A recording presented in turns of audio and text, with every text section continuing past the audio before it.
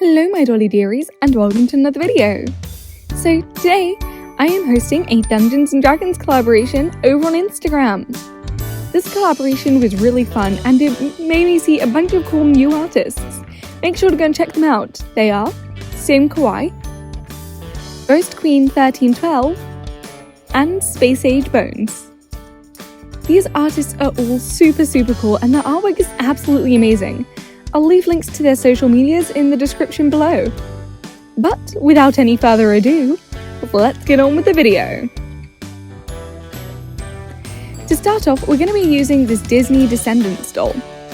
For this doll, I decided I didn't want to have a normal articulated doll, I wanted to do a kind of action figure kind of thing.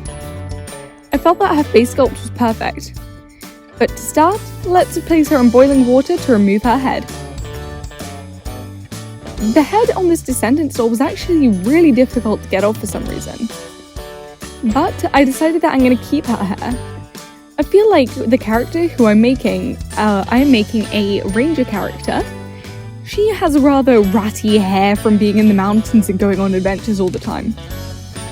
I also decided that I needed to cut her apart a bit to get the right pose.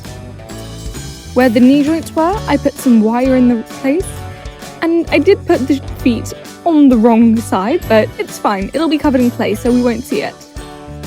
I think her new pose is super cool. And with everything glued in place, we can get on to the next step. Flushing everything out with clay. I ended up using some air dry clay since I wanted the doll to stay very light. Because if I was going to be putting her on a stand, which was made specifically for her, I didn't want to have to add too much of a counterweight.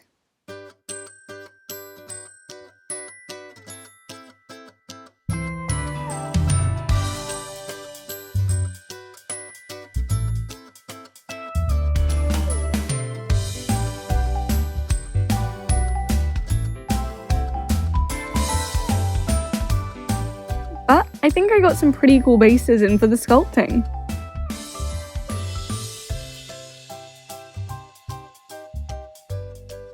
Now we can begin her face up. To begin, I use 2 coats of Mr. Super Clear as a base. Then I take my chalk pastels to blush the nose, eyes, lips, cheeks, and maybe a bit of the forehead.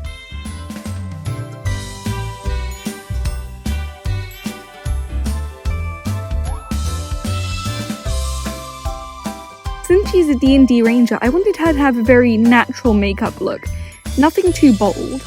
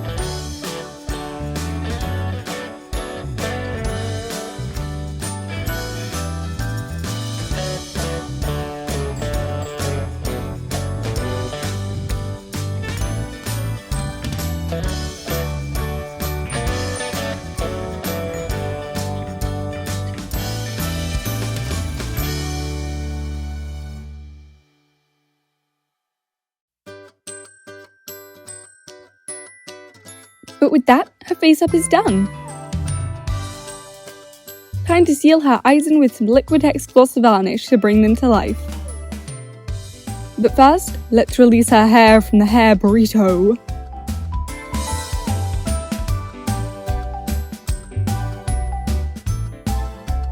Her hair tied up in a ponytail looks really scruffy and messy, which I really think suits her character. Now we can go back to working on her body. We are gonna have to take some sandpaper to sand all of the imperfections in the clay away. That took quite a long time, but now that it's done, I'm gonna take this small circle of wood and glue her to it. Since she was quite heavy, I ended up taking a lot of stones and hot gluing them to the base, because then it has a more natural look, and it keeps her upright. Now, on to the painting, which in hindsight I realised I should have done before gluing her onto the stand. To start off, I mixed a brown to use for her tunic and pants. Since it's a medieval adventurer, I felt all their clothes would kind of be a leathery brown, just in slightly different shades.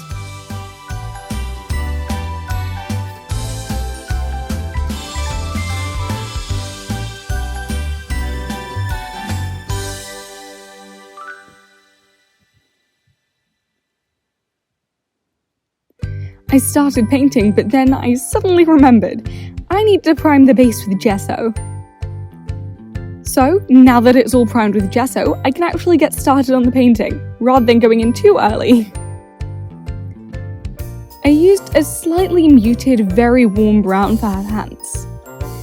I wanted there to be a lot of variations in brown, since basically her entire outfit is brown. So I added an even lighter shade to the shirt, and some black gloves and boots for contrast. I also tied some small ribbons around the top of her pants to make it have a bit more texture. But even though the paint's quite simple, I think it looks quite nice, especially with the pose. Now, time to make her cape. I had this beautiful crushed green velvet that I thought would be absolutely perfect. Because while this is still, I wanted it to have some more movement, and I wanted it to be a little more fun. So that if you kind of leave it on your window, as soon as you open the window to let some wind through, it'll have a bit of movement.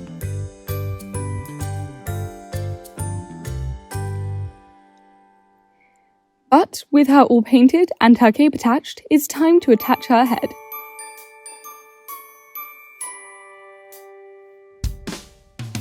The head did not want to go on, so I ended up having to pull out a hairdryer. And after heating the neck hole up a bit, I tried to jam the head back onto the head. This took quite a bit of time, but it still didn't work. The head did just not want to stay, and when I kept on trying to get the head on, I kept on moving her off the stand. I mean, as soon as I thought I got the head on, it just fell right off.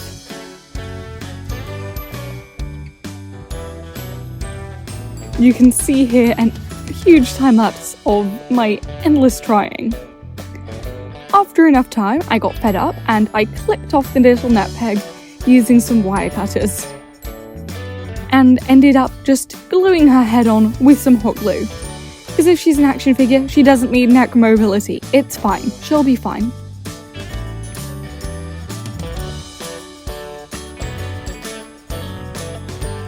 But with the hot glue, I made sure to position her head correctly so that it'd be at the right angle and look nice, since I won't be able to move it.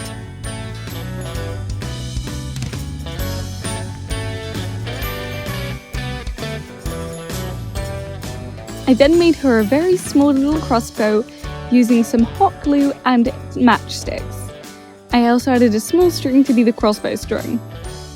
Then I took a little hot glue, squirted some into her hand and placed the crossbow there. This doll has used a lot of hot glue.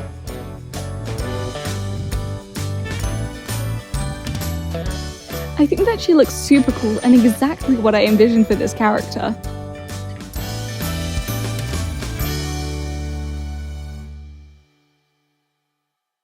And when you use the hairdryer, her cape flows in the wind and so does her hair, and it looks super cool.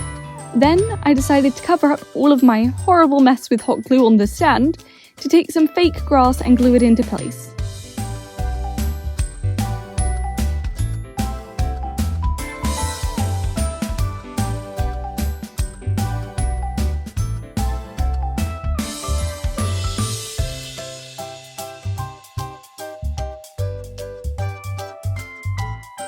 You can no longer see the horrible mess I made with hot glue as well, so it's a win-win.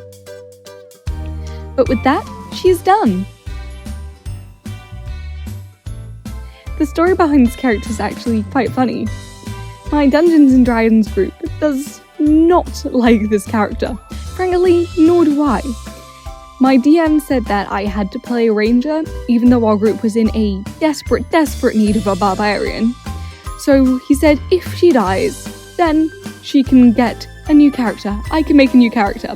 So since day one, my group has been constantly trying to get her killed. In the first session, I told a dragon that it deserved to die and to kill me, which is how I have the scar across my face. But the dungeon master just does not want to let her die, no matter how much me and my group protest. Hence, I changed her name to Callie Deathwish, since she is constantly trying to die. But I hope you guys all enjoyed this video. Please like and subscribe if you did, and make sure to check out all of the other artists. She was actually pretty fun to make, all things considered.